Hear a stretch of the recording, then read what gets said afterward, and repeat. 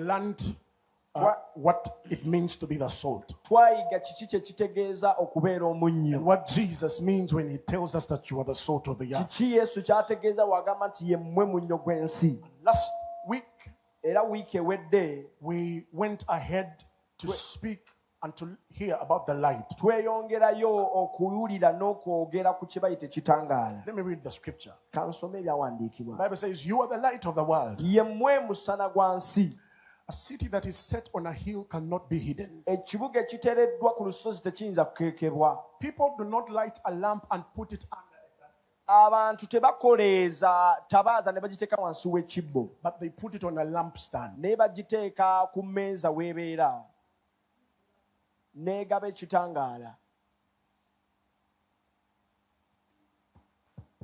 Check.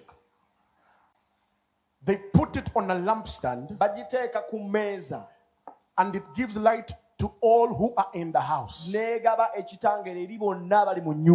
Verse 16. Let your light so shine before men, that they may see your good works and glorify your Father who is in heaven. Tell your neighbor, let your light shine. Tell them, let your light shine. That people will see your good works and then they will glorify your Father who is in heaven. Praise the name of Jesus. There's a lot of things that we learned about light last Sunday. And as I minister to you today, I will keep bringing some of them back for better understanding. Praise the name of Jesus. So today, we want to go ahead to understand what does God mean when he says, what does Jesus mean when he says that you are the light. First of all, I want to remind you that the people who are hearing the words of Jesus in this moment are people that are coming from different backgrounds. Some of them are Jews. Some of them are Greeks. Some of them are Roman citizens. And some of them are Arabs as well. Praise the Lord Jesus. So when he talks about light, there's a lot of things that come into the minds of these people who are hearing. To some of them, when they hear him say that you are the light of the world, it is as though he is speaking against their kings. For example, if I stand here and I tell you that all of you here, you are masomoji. What comes into your mind? If I stand here and I tell you, if you're listening to me here, from now and forevermore, you will be called Maguru Nyondo. You get what I'm saying? So you will find a confusion. Some people, I can see already some Baganda here want to stone me because they think I'm seeing their king in his mouth. I love the king, but I like Jesus more. Praise the name Jesus. So Jesus says you are the light of the world, and he mentions that a city that is set on a hill cannot be hidden. Let me first of all explain that. Jerusalem is a city that is built on a hill. And it is also surrounded with many hills. Many mountains actually. The Bible says, as the mountains surround Jerusalem, so the Lord surrounds his people. So here, Many people think Jesus is talking about Jerusalem. But actually he's bringing out some kind of mindset or idea that is of a battle. Why is he talking about light? Why is he talking about light? And then speaking about something that brings to light a battle or a fighting mindset. In the ancient days, cities were mostly built on hills. Because cities were the headquarters.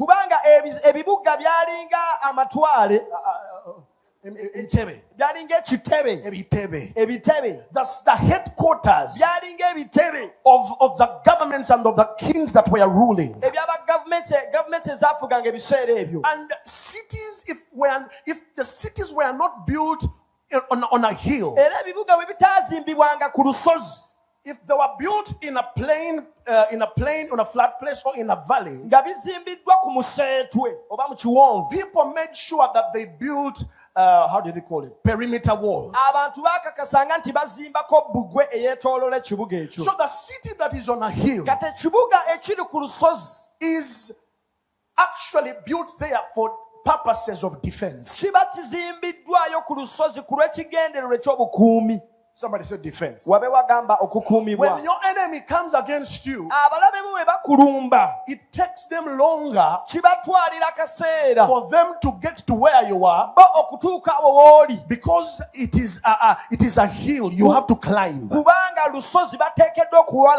they come with their horses, their horses cannot climb, because if they climb hills, they will fall. So people build cities on hills. Actually, our city also, Kampala, is also a city that is on a hill. In the beginning, Kampala was not our capital city. Entebbe was our capital city. But as you can understand, Entebbe is not a hill. Entebbe is surrounded by water. They call it a peninsula. It is a land, a piece of land that is surrounded with water. If you have enemies, they can easily attack you on water. So the English people say that we will take our capital away from Entebbe and put it more inside on a hill. And Kampala, the first Kampala was built on around 7 hills. Of course, the city has expanded and it has eaten more and more hills. But I believe you can understand why they brought Kampala on a hill. So Jesus is saying, you are the light of the world, and yet you are a city that is on a hill. Next Sunday, if I get the opportunity, I will come back and talk about the city. But today we want to understand why light. Why light? In the book of Ephesians chapter 5, chapter 5 and verse 13. If you can run there, please, let's go there. The Bible says that all things that are exposed are made manifest by the light. For whatever makes manifest is light. The Apostle Paul is writing to the Ephesians, and in a few verses before that very one, he has told them that if you are children of light, continue in walking in the light. Tell your neighbor, if you belong to the light, continue in the light. Praise the name of Jesus. So after that verse, he tells them that all things that you will see with our naked eyes, we can only see them because of light. Because of light. There is a law that governs vision. There is a law that governs what you see. We not only see because our eyes are open. We see actually because there is light. Am I talking to you? We do not see just because our eyes are open. People can have eyes open, but if they are seated in the darkness, nothing they will see. So the Bible says, whatsoever is exposed, it is made manifest by the light. Because whatsoever makes manifest is the light. Take an example. If I'm in this room for purposes of demonstration, allow us to switch off these lights. Please do. Every piece of light, every light inside here, put it off. Do you enjoy what you see? Do you enjoy what you see? If you drop something in this darkness, it can take you so much time to find it. Bring us back. So do you enjoy what you see now? Do you enjoy what you see? Hallelujah. Amen. Don't be quiet too much. What am I saying? Imagine you are seated in a dark room. A very dark room. There is no light. And we tell you, enter there. For example, you are seated in this whole church. And we tell you, enter. And there is darkness. Because there is no light, you cannot tell. You cannot know that there are chairs. You cannot know that there are expensive things in here. That there are speakers. That there are these lights. There is much of expensive things here. But if we give you a matchbox and then you light it up, you will begin to sort of see something.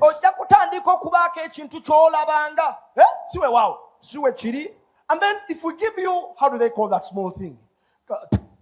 Tadoba. If we give you that small light and you place it here, the light that little lamp is able to give you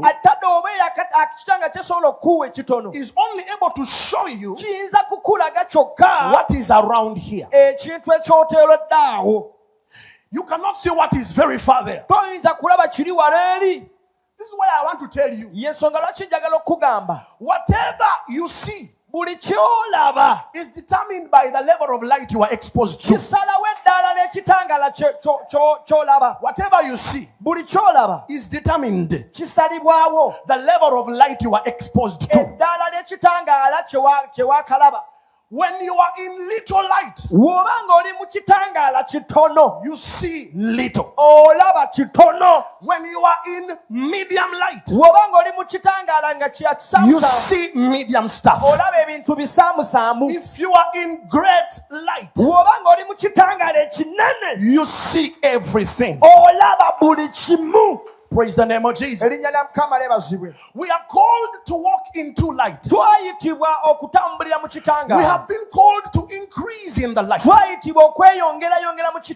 As we sit here today, as we stand here today, there are people that cannot enter this building because they think we are wasting time. Why do they think that we are wasting time?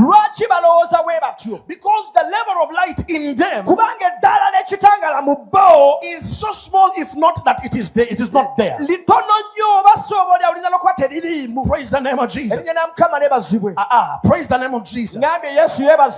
Hallelujah. Amen. Whatever the level of light you are exposed to is what determines what you do, what you see, and how much you do what you do. Jesus said, I must work the works of him that sent me when it is still day. Because the night comes when no man can work. Certain people you see today, certain people you see today doing many things for God, doing many things for the kingdom of God. You wonder how much they work. You wonder how when do they rest? It is because of the level of light that is exposed in them.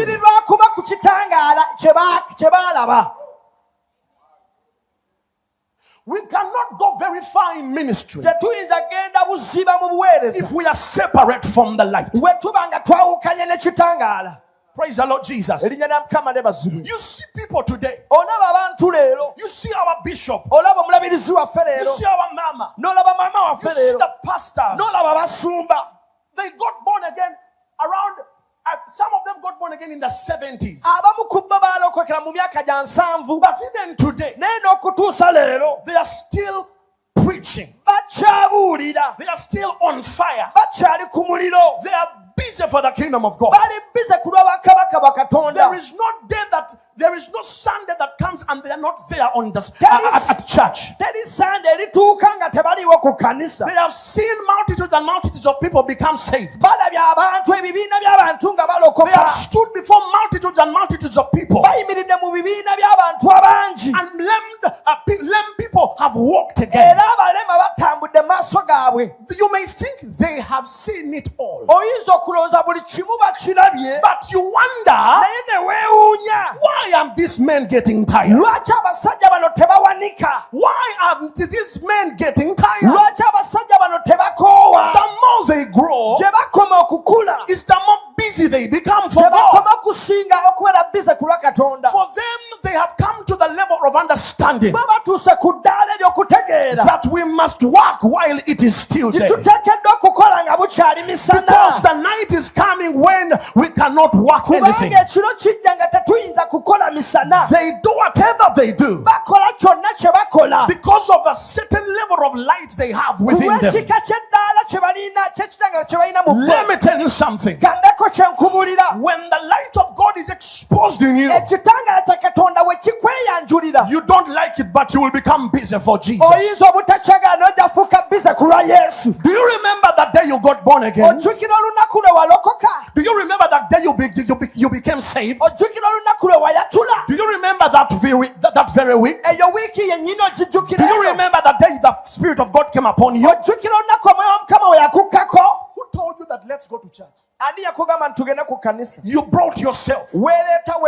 You brought yourself. You did not find choir members there, and you got the microphone and sang whatever you thought. You did not know how to pray, but you wanted to pray either. You did not know the scriptures, but you wanted to study the Bible. You looked at those people that have the Bible, and you tried to envy them. Once you bought your first Bible, you could read it every time. Why? Light. Light had come within you. When we are exposed to light, that is how we are able to serve the Lord. When we are exposed to light, of course I'm talking about the light of God. That is the only way we can minister to God in power. Praise the name of Jesus. There is not much that we can accomplish when the light has gone off. Remember when you had just gotten saved, you couldn't wait for a choir member to come to start singing. You could just begin singing actually. And you sang those songs. And 10 minutes away, you are in the spirit. You are praying. No one told you lift up your hands. No one told you start speaking in tongues. No one told you lift up your voice. But as we speak today, you need someone to tell you lift up your hands. You need somebody to tell you open your Bible. You need somebody to tell you this week we are going into fasting. And when they tell you we are going into fasting, you begin to worry. Why? Because the light has gone out. But even when the light has gone out, the Bible says the entrance of the word of God brings light. Today I came to set you on fire. Today I came to set you on fire. Today I came to tell you there is much more you have to do for the kingdom of God. Oh, praise the name of Jesus. There is much more you must accomplish for the kingdom of God. Stay with me in a bit. Remember that light means life. The Bible says the light that was in him was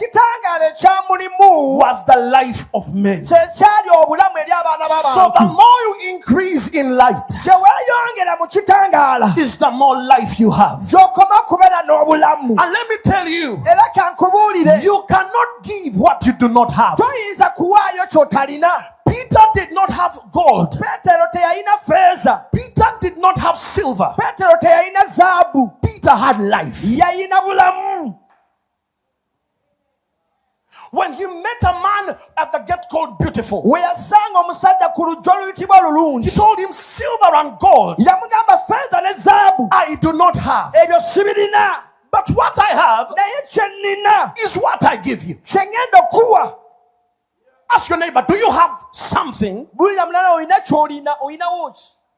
Hallelujah. Amen. When there is light in you, that light translates as life to men. You can speak something, and people who are 100% alive will say there is life in his word.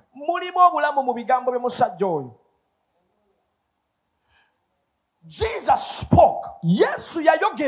That even the wise called him wise. Jesus did not have a house. Jesus did not have a car. You don't need to first get all these things that you get life.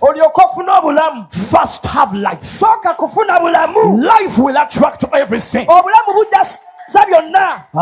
Praise the name of Jesus. Now, where do they put light? Jesus says nobody lights a lamp and puts it under a basket. You cannot light a lamp and then you put it there and then you cover it with a basket. Why should you do that? In other words, it must serve its purpose. So light has to be put above, in a place where all men can see it. That is why you see God put the sun above, the moon above, the stars above. If we are the light of the world, God has set us above. You get what I'm saying? You may not understand that you are above, because even the sun in Juba does not know that it produces light.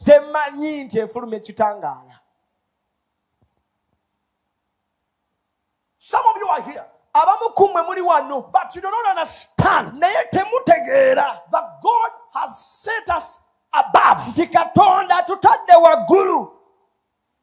Above what? Principalities.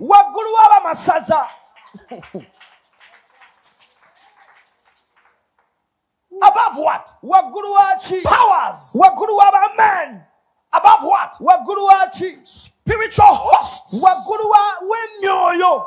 Above what? Thrones. Above what? Dominions. Above what? All kind of disobedience.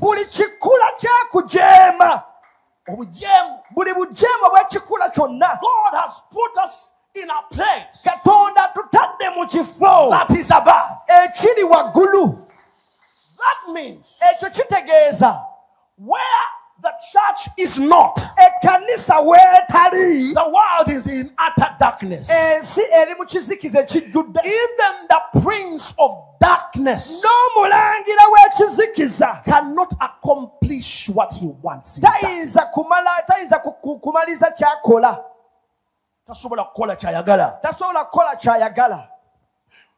It is after we are here that he can actually try to do what he wants to do. But even when he tries to do what we do, what he wants to do, we have the power to resist him. Am I talking to you? Praise the name of Jesus. You see, principalities, powers, thrones, dominions, rulers of darkness, these things are spiritual. And why did God establish the church? The Bible says in Ephesians chapter 3 verse 10. Don't open, just Ephesians 3:10. The Bible says that God revealed the mystery so that the church should teach the manifold wisdom of God to the principalities and powers.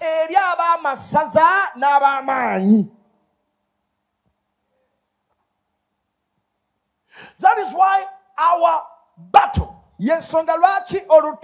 our warfare is not with flesh and blood. We are called to deal with things that government cannot see. We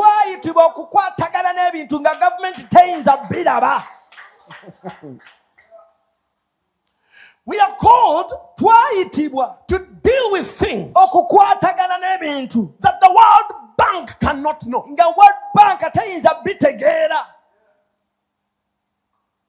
We are called to deal with certain layers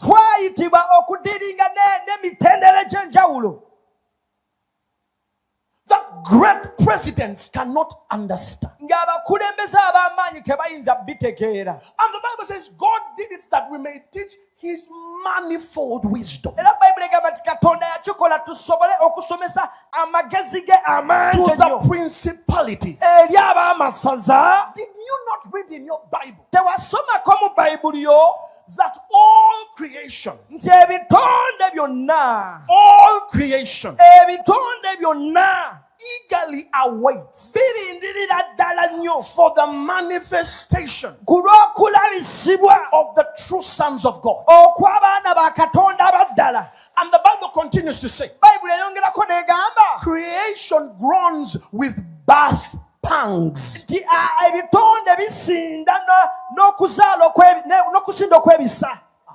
Thank you. As a woman